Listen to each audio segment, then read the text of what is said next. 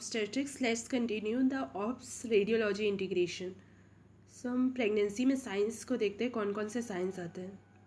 तो फर्स्ट जो structure scene होता है वो गेस्टेशनल सैक होता है, जिसको इंट्राटेस्टिडुअल साइन बोलते हैं जब वो देखा जाता है। एंड उसमें क्या दिखता है, एक तो यूट्राइन कैविटी दिखती है, एक ब्लैक कलर की बड़ी सी, जो यहाँ पे रिप्रेजेंट कर रही है डायग्राम में ब्लैक कलर से जो बनी हुई है। एंड इसके अंदर कोरियोनिक रिम दिखता है एंड उसके अंदर होता है गेस्टेशन सैक। सो एंडोमेट्रियम जो है ना वो डेसिडुआ कहलाता है जब ब्लास्टोसिस्टस में इम्प्लांट हो जाता है। एंड यहाँ पे दो स्ट्रक्चर्स होते हैं, एक तो डेसिडुअल पेराइटालिस होता है एंड एक डेसिडुअल कैप्सुलैरिस होता है। सो ये जब डेसिडुअल सैक डबल स्ट्रक्चर्स में कन्वर्ट हो जाता है, that is decidual पेराइटालिस and decidual capsularis, तो फिर हम उसको डबल डेसिडुअल सैक साइन बोलते हैं। तो ये देखा जाता है यूएसजी में 4.5 से 5 वीक्स तक, यानी कि 4 वीक्स 3 डेज से लेकर 5 वीक्स तक। और इसका प्रेजेंट इंडिकेट करता है इंट्रायूटेराइन प्रेगनेंसी का, लेकिन अगर ये एब्सेंट है तो ये डायग्नोस्टिक नहीं होता एक्टोपिक प्रेगनेंसी का।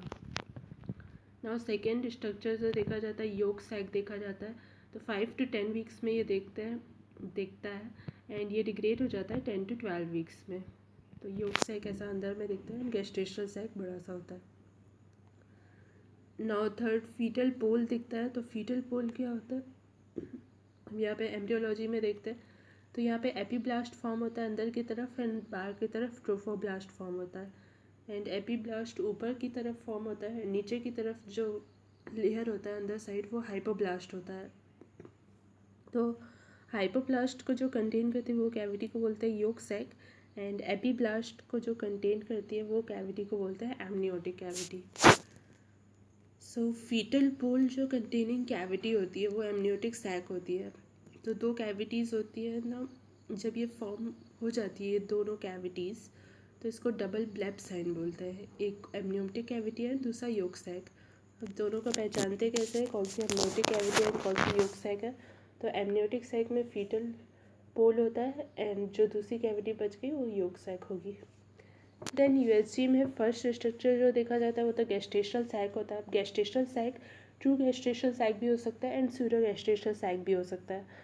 तो उसको कैसे डिफ्रेंशिएट करते हैं, तो ट्रू गेस्टेशनल सैक आता है due to the blastocyst formation and pseudo gestational sac उसकी वजह से होता है हार्मोनल चेंजेस आते हैं प्रेगनेंसी में। तो एंड्रोमेट्रियम उसकी वजह से फिर कन्वर्ट हो जाता है डेसिडुआ में और इसीलिए वो गेस्टेशनल सैक की तरह दिखता है।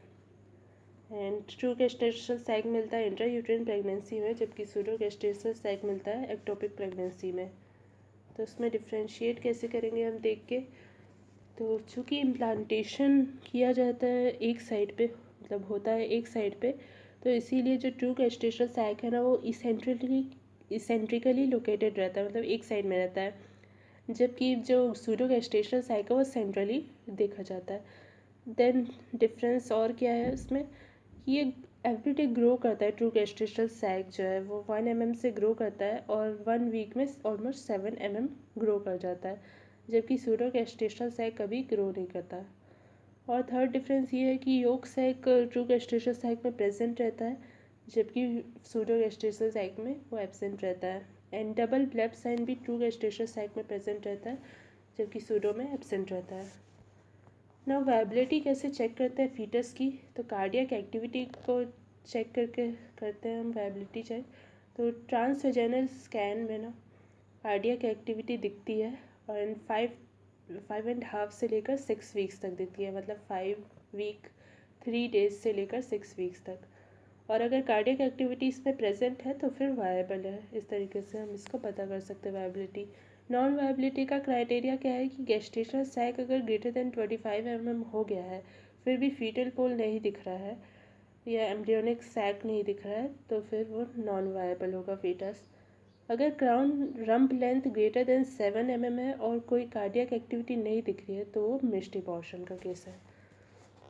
नाउ एक क्वेश्चन है कि प्रीमी ग्रेविडा है एक फीमेल जिसका यूरिन प्रेगनेंसी टेस्ट पॉजिटिव आया है एंड बीटा एससीजी जो है वो है 500 इंटरनेशनल यूनिट, देन उसका गेस्टेशनल साइक नहीं दिख रहा है ट्रांसवेजनल स्कैन पे, तो नेक्स्ट स्टेप क्या होगा?